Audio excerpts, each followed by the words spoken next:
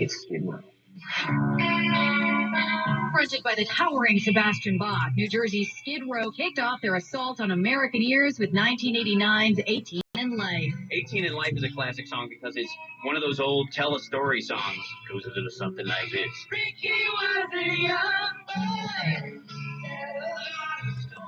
That song is so great because it's a power ballad that still knows how to rock.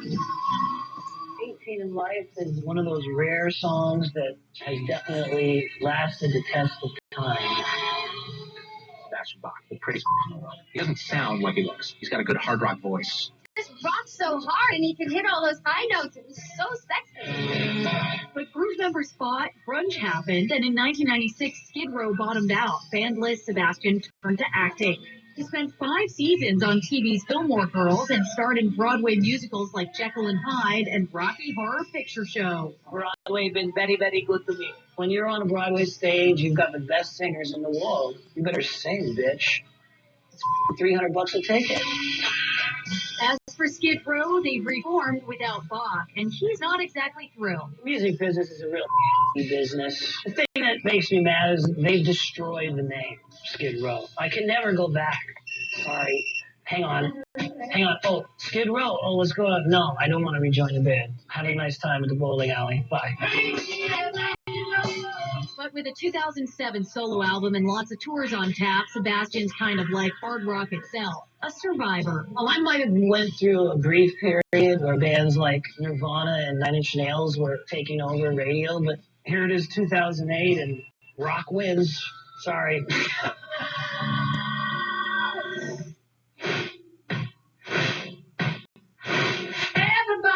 Big guitars, big drums, really big sexual content. In 1981, Billy Squier was the perfect specimen of big testosterone-fueled hard rock with the perfect song to match, The Strokes. Billy Squier was maybe one of the most overlooked rock stars of all time. Billy just flat out rock. I mean, the guy rock. I love that song. It's got a great feel. You guys know that's about The Stroke is widely misunderstood. I knew that people were going to take the song in a sort of sexually explicit way. However, I did write it about the music business. Can I just read some of these lyrics to you? Put your left foot out. Keep it all in place. Keep it all in place. Right into my face. Yep, after The Stroke, Billy was on quite a roll, until 1984, that is, when he released the decidedly un-hard rock music video for the song Rock Me Tonight.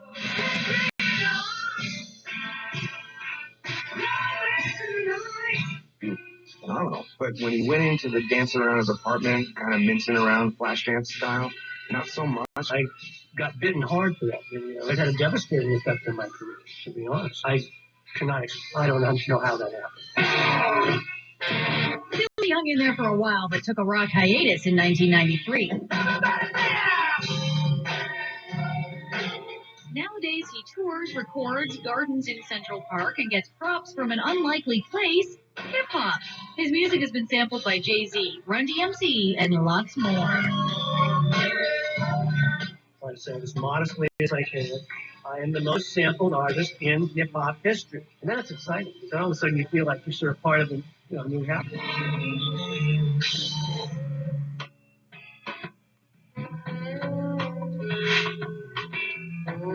Initially labeled by critics as Pearl Jam wannabes, Stone Temple Pilots won over the haters with 1994's offbeat Interstate Love Song. Interstate Love Song is my favorite STP song. There's something about the song that just moves me. Actually, I wasn't even into this band until this song. It's just, I think, a really, really well-written song. Great melodies, great vocals.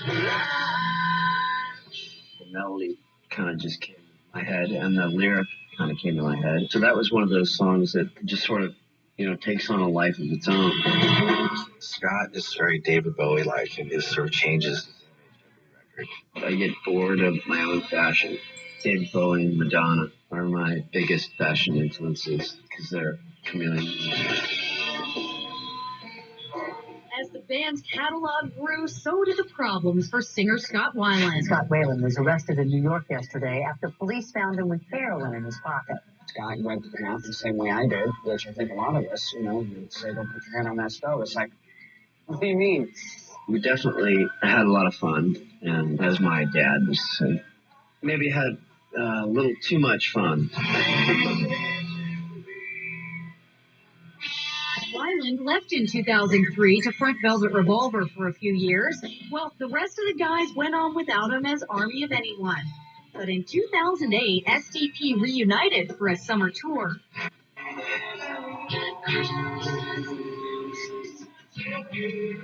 With his home life and career squared away, including 2008 solo album Happy in Galoshes, things are pretty sweet for Scott.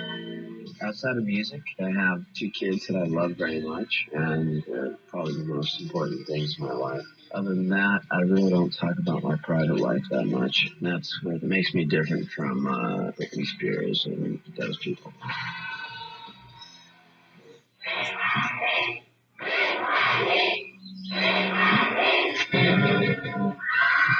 I would spend all my pocket money in a little jukebox on You Really Got Me. I rushed out to see them live, but I was too young and they wouldn't let me in. I was just a sophomore or something, and I went crazy.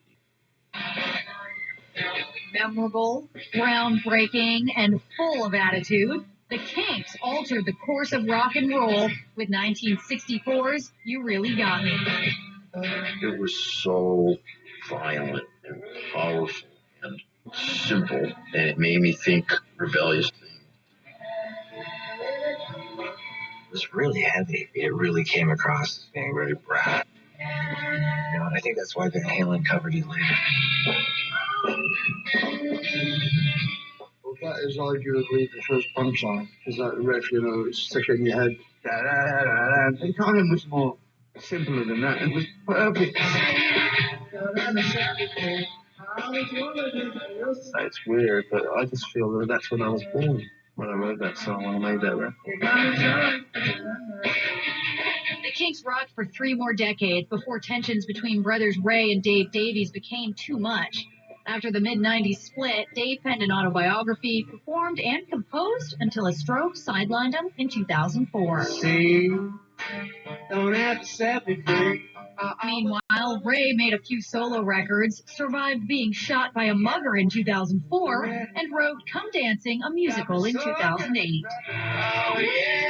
And You Really Got Me? 45 years later, it still seems brand new. You Really Got Me. It gave me hope that if that could sound good, well, gee, I guess I don't have to rewrite Bach here. It's fantastic. Stay right there. More hard rock is on the way.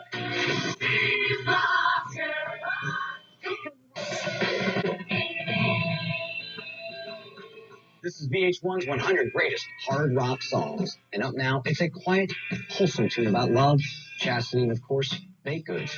Here's a warning with Cherry Pie.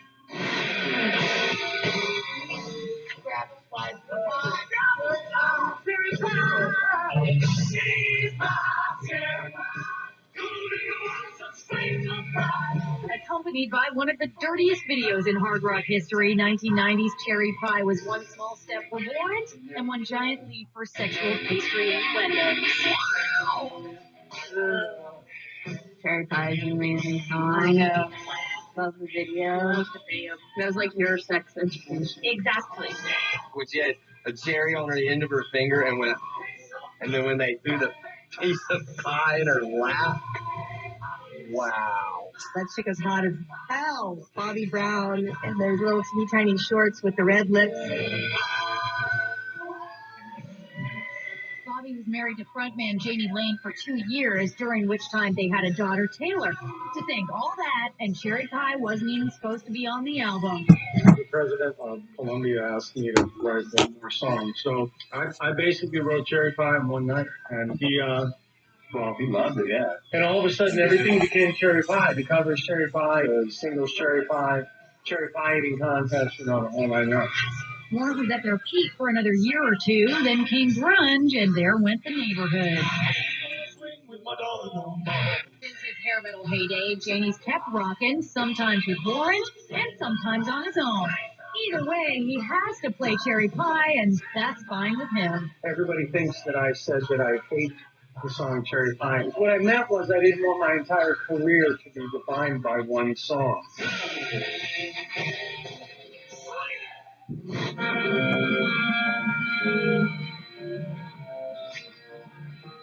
Complete with a soft, hard sound and umlauts. New York's Blue Oyster cult made it safe for rockers to embrace the darkness, but 1976's Don't Fear the Reaper. They were not goth. Their songs were. Their lyrics were dark. It's very romantic and dark at the same time. The message is like, let's die together. There's these soothing vocal harmonies, but then when the guitar solo kicks in, the soothing part stops. It's real scary. Like, oh, here comes the Reaper! Rapper, he'll reap your head with his reaping sickle. And then it goes back to the regular part and everything is okay again. Though VOC's fame dimmed in the 80s, they kept on trucking. Then in 2000, an SNL sketch brought the band, the song, and the cowbell back to the pop culture forefront. 1, 2, 3, 4.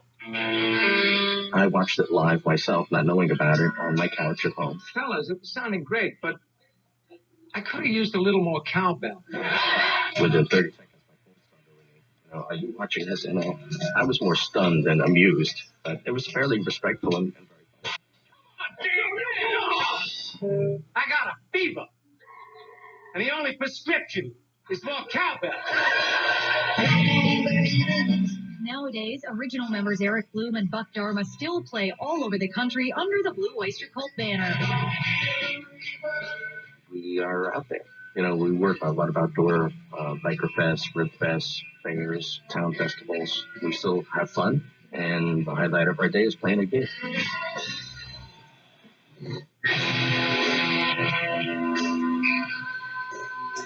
Busting out of the California Bay Area, Faith No More helped signal the emergence of rap rock, the 1990s blockbuster hit Epic. Epic was so original. It was a funk rap metal song by 5 white guys with keyboards. You have this straightforward 80s, old school Grandmaster Flash style rap going on, and then the chorus suddenly Mike can sing. They're really big and they're really loud and they're really aggressive, but at the same time, very, very different from anything else I'd heard. People get tired of regular pop music. Really solid line. Great song. Faith No More broke up in 1998. These days, singer Mike Patton performs and runs his own label Ipecac, which recently issued action figures based on its bands. The other guys have stayed in music too, except for guitarist Jim Martin, who's now a California farmer growing record-breaking pumpkins. Jim Martin, the guitar player, he went on to actually grow the 235th largest pumpkin in the world. I think that's really cool. It means there's hope for me, all my stupid hobbies at home.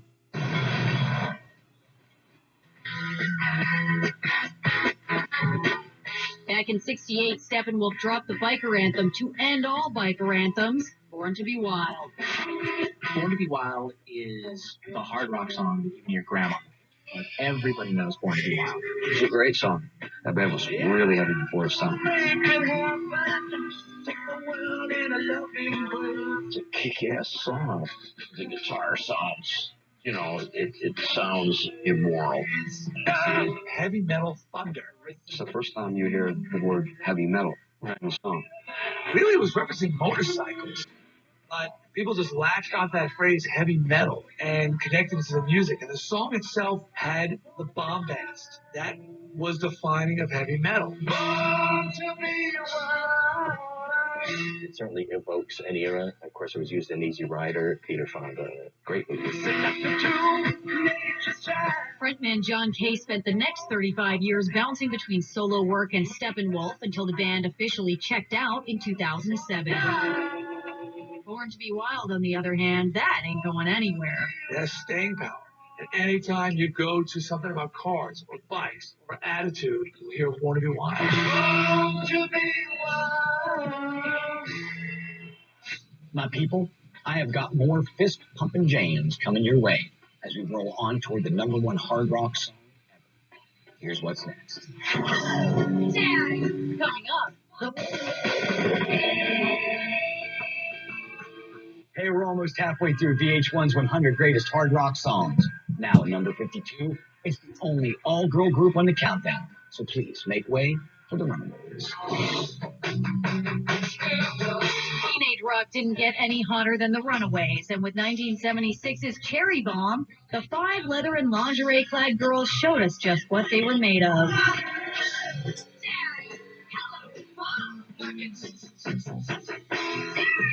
I liked it right away because they were mean little Los Angeles chicks, you know, giving it that, you know, to the world. Runaways were Joan Jett, Lita Ford, Jackie Fox, Sandy West, and Cherie Curry on lead vocals. We were teenage, jailbait, punk, snot-nosed little bitches.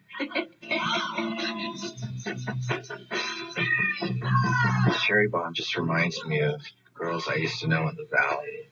You know, in high school days, they were not necessarily clean, but they could always outdrink the boys. I love that song because it really paints a picture. Performed by producer Kim Fowley, the Runaways weren't just playing juveniles. We were 16, 17 years old, and we were jailbait. That's what we were. We were kids. How could you possibly not think it was a novelty until they saw the shows, and then they went, wow. Sadly, the Runaways imploded in 1979. Afterward, Joan Jett and Lita Ford started successful solo careers. Jackie Fox became a lawyer, and Sandy West kept drumming until her death from cancer in 2006. Cherie tried singing and acting, but found her true calling a few years ago when she became a professional chainsaw artist. I'm going to turn this piece of wood into a cute little bear. I don't know what it does, but it moves people. Just people, I don't know if it's the scariness of it, the danger of it. Aside from her carvings, Cherie's 1989 memoir, Neon Angel, is being turned into a Runaways movie, executive produced by Joan, because they were that awesome. I don't like to swear a lot, but Runaways are great.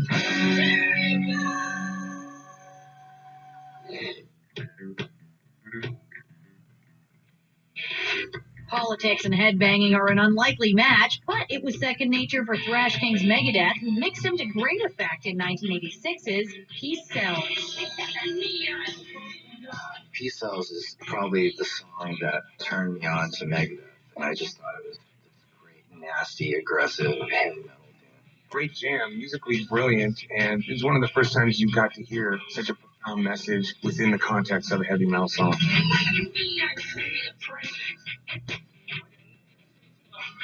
It's an international song. It affects everybody. Peace is something I think as mankind we all want, but nobody really is willing to sacrifice stuff. The opening riff of Peace Sells was used as the MTV News theme for years and years. I didn't really mind. Though the next 15 years were marred by lineup changes and substance abuse, Megadeth prevailed. Frontman Dave Mustaine suffered nerve damage in 2002, which almost ended it. But Dave not only recovered, he got sober and became a born-again Christian. It came down to the point, I just finally said, what have I got to lose? I've tried everything else. So I really am trying to change my life. Today, Megadeth still embarks on their yearly Gigantour. But Dave's still branching out, too. He's an accomplished martial artist and has recently developed his own signature blend of Peruvian coffee. It's medium roast Peruvian, and my wife's got a birthday coming up, and we're going to have one of our baristas there, and people haven't tried this before. It's pretty awesome.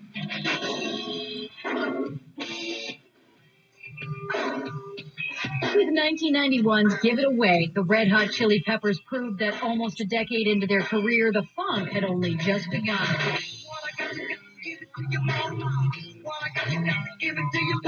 This is an awesome song. It's definitely my favorite Chili Peppers tune. This was a synthesis of some very, very different styles. It manages to mesh their pseudo rap vibe with the hard rock things they do, which is totally unique.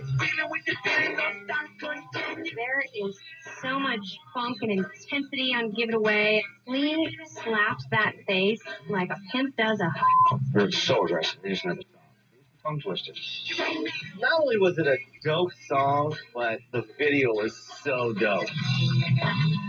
After Give It Away, the Chili Peppers stayed on top all the way up till 2006's double platinum double album Stadium Arcadium. But as of 2008, the band's on hold for solo projects, including Anthony Kiedis' foray into fatherhood and Flea's enrollment into USC to study music. Nobody's ever been able to sort of emulate the sound that the Chili Peppers have. To be very LA about it. Those guys are incredible.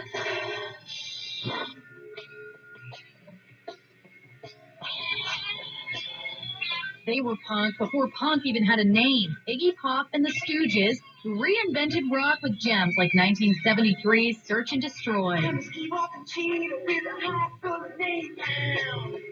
There is one heavyweight champion of rock and roll, and he lives and breathes in America right now. First name Iggy, last name Pop. He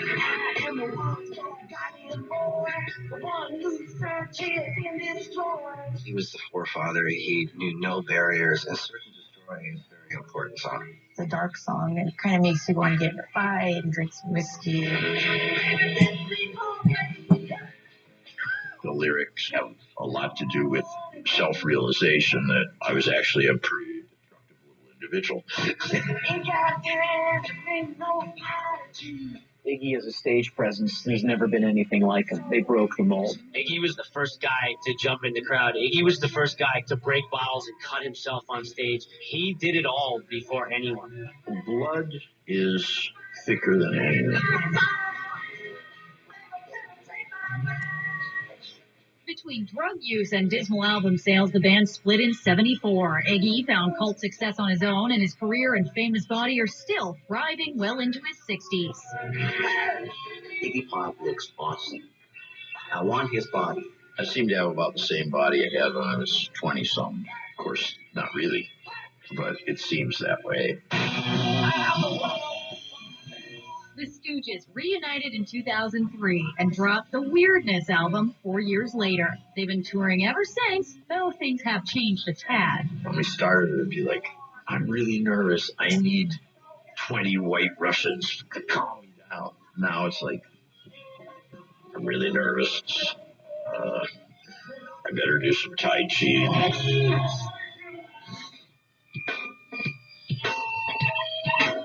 A mix of metal, funk, hip-hop, and alternative rock, nu metal developed a huge following in the 90s, and no one did it better than Korn, whose 1998 hit Freak on a Leash was the genre's defining moment. Freak on a Leash was like the song that made hard rock a little bit darker. Sometimes I cannot take this life. Korn is known for angry, heavy, obnoxious, in-your-face rock and roll. If someone says, what's Korn about? Hey, listen to Freak on a Leash. That's what we are. It's a song that doesn't sound like any other. And then we got the whole middle section where John's doing a beatbox. It's just freaky. People like freaks. I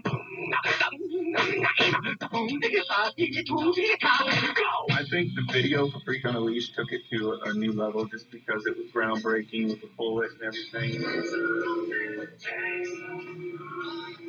Since Freak, Korn's released a slew of albums and toured extensively around the world, all without drummer David Silveria and guitarist Brian Head Welch.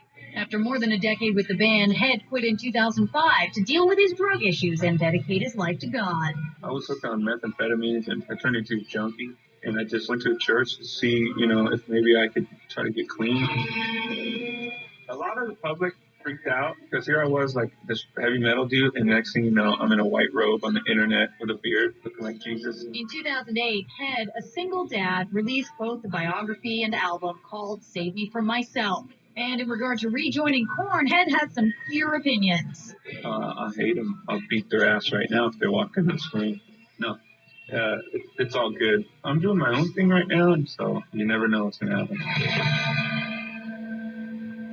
Hang tight, everybody. There's still a ton more of the world's greatest hard rock songs to come. In the sunshine. Coming up. Hey, it's Brett counting down the best hard rock songs ever. Freaking love it. Right now, it's a man who rocks so hard, it's right there in his name. Check it out.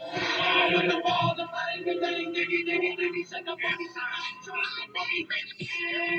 Rock spent most of the 90s trying to make it as a rapper, but it wasn't until he added a little rock with 1998's Ba Wa Da Ba that the Trailer Park Pimp hit it big. Kid Rock was one of the few rap rockers who did music that was fun. It made you want to party. It made you want to drink. It made you want to pump your fist in the air. You've got your rap, you've got your metal, you've got your country, you've got your southern rock. And he kind of puts them all in this blender and shakes it up, and then you get the Ba Wa Da Ba. From there, I just started writing lyrics that made absolutely no sense. No meaning to them at all. The title of the song is Nonsense. I can't say it. Can any of us say it? Ba Wa Da Ba? Ba Wa Da Ba? What does that mean? Ba Wa Da Ba is probably drunken gibberish for our last thing. After Ba Wa Da Ba, Kid messed around with country music and briefly became Mr. Pamela Anderson. Today, his badass is back where it belongs at the front and center of hard rock's main stage. Kid Rock keeps threatening to grow up. You get moments of maturity from him, but then the Jägermeister kicks in. And then he comes out with an album called Rock and Roll Jesus. That's half the fun about it. Branching out, getting away from kind of what your roots are. Now it's fun. Like, okay, let's go back to just loud guitars and beats and dropping the illest rhymes on earth.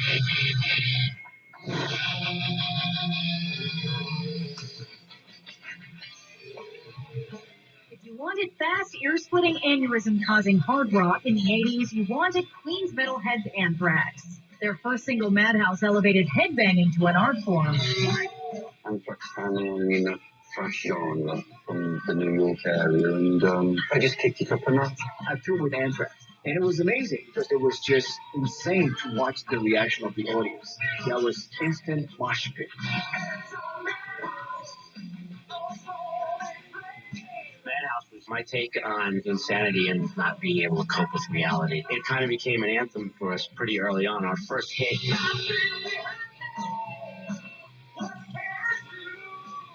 The guys continued on their merry middle way until 2001 when the Anthrax chemical scares presented them with a tough decision.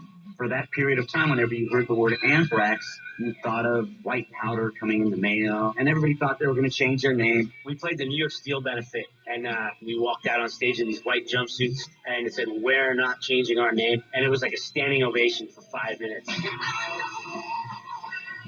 Today, Scott's doing double duty with Anthrax and his soon-to-be bride, Pearl, who happens to be rock royalty herself, her famous dad, none other than Meatloaf.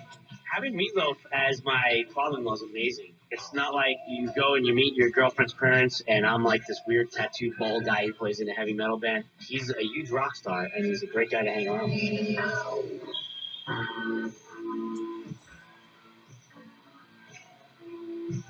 Hailing from the UK, No Frills Arena rocker Bobcat cruised onto American radio with 1975's Slow Ride.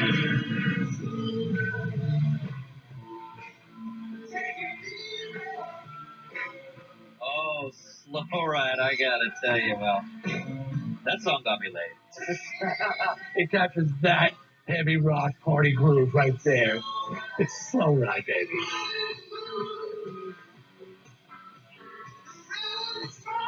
Those guys were rock stars. I mean, that was one of the coolest bands of all time. Bobcat sold a boatload of albums through the 70s, but stalled out in the MTV crazy 80s. Let's hear it, come on.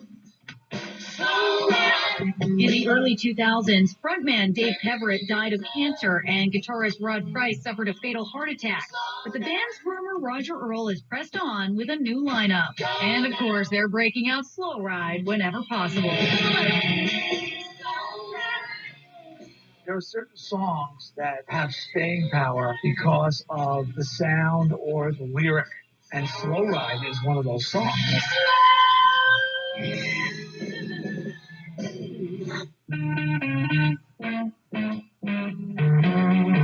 Ginger Baker, Jack Bruce, and Eric Clapton were Cream, the legendary UK power trio by which all other power trios are now measured, and their greatest work, 1967's Sunshine of Your Love.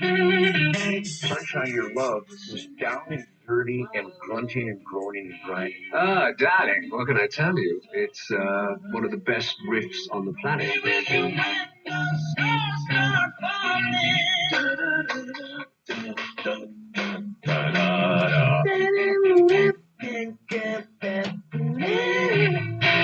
I've been waiting so long. Cream had a sound that was way before its time. Sort of a hard rock kind of thing. Beginning for the band, a whole new vibe, and I loved that time very much. We have really found ourselves. And I think we were really kind of like a pivotal point in the history of popular music.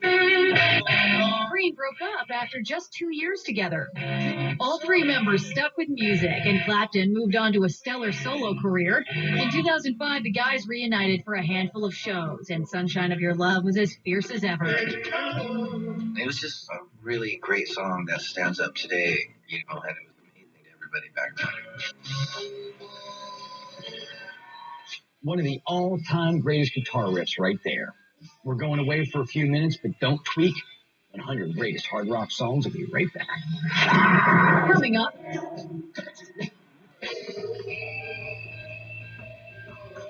Now up at number 43 is 5 foot 4 inches of pure, unadulterated, in-your-face metalness. Give it up for Ronnie James.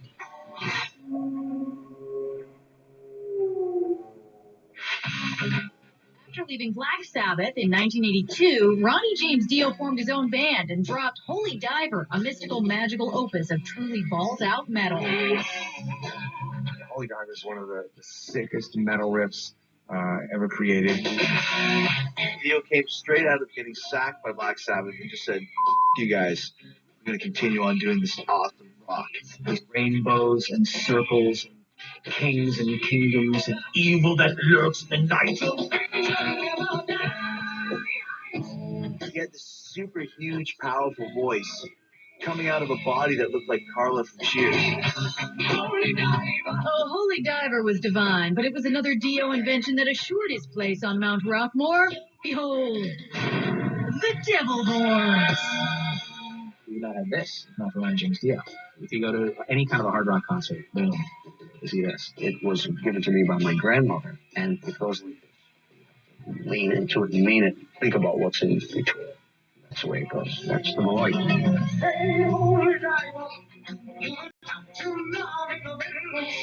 a half century since releasing his first single in 1958, Dio remains a force of nature, the 60-something secret to eternal youth, making music with both Dio and Black Sabbath. It's the love of what I do and the people that I do it for. That's what keeps me going. He's the man. I even wrote him a fan letter once. And, Mr. Dio, you didn't write me back. Strike one now.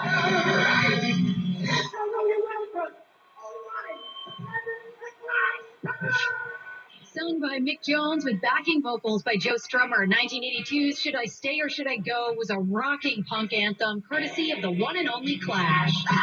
The Clash were incendiary. They weren't trying to play perfect. They were just trying to give it to you as urgently as they could. Should I Stay or Should I Go was a song that really brought the band to the masses.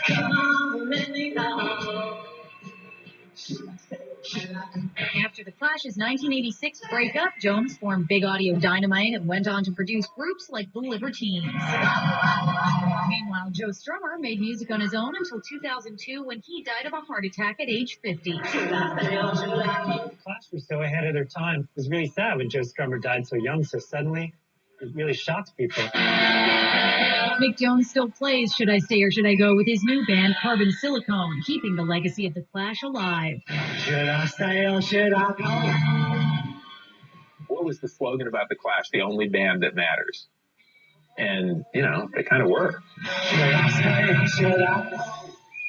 Hey, keep it here, everybody. There's one more hard rock classic left this hour, and it's a biggie. We're going to finish this hour of VH1's 100 Greatest Hard Rock Songs with a bang. At number 41, straight out of 1983, Here's Quiet Riot. Kevin, rest in peace.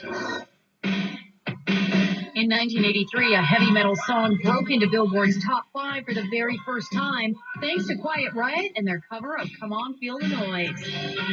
You got to give them credit because all of a sudden people are like, I like that. Oh, heavy metal. I'm into this. I'm going to go check out other heavy metal. Really opened the door for a lot of what came after. To this day, a lot of people don't know it's a cover song of a British band called Slade. A song they didn't even want to record for their debut album. The guys were going to try to sabotage the song as far as performing it in the studio to play it as bad as possible so the producer would give up on the idea of doing the song. And Frankie Banelli came with this arrangement. I said, I don't want to do this song. He says, well, just sing it. You can do that. Though Quiet Riot hated the song, it sent them straight to #1 for the first and only time before they fell apart in 1989. Here we go! They were off and on for years afterwards until they teamed up to tear the roof off Rocklahoma 2007. Sadly, the reunion was all too brief. 4 months after the gig, singer Kevin DeGrow fatally OD'd on cocaine in his Las Vegas apartment. When I got that phone call, they had passed away. It just hit me like a sledgehammer. I lost somebody that was actually a friend. The guy always came out and had a blast on stage. And I think that shows being a consummate frontman and what he was always all about. He was like that before Quiet Riot broke in the 70s, and he maintained that right up to the time of his death.